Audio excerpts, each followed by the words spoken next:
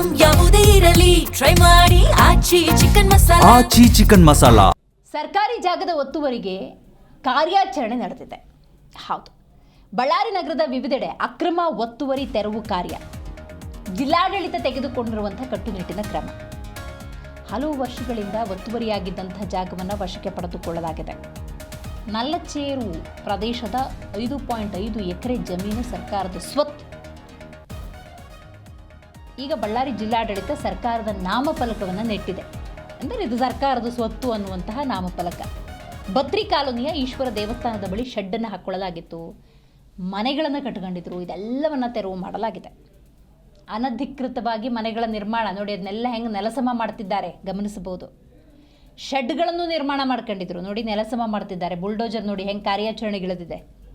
ಅಪರ ಜಿಲ್ಲಾಧಿಕಾರಿ ಮೊಹಮ್ಮದ್ ಜಬೇರ್ ನೇತೃತ್ವದಲ್ಲಿ ನಡೆದಿರುವಂಥ ಕಾರ್ಯಾಚರಣೆ ಇದು.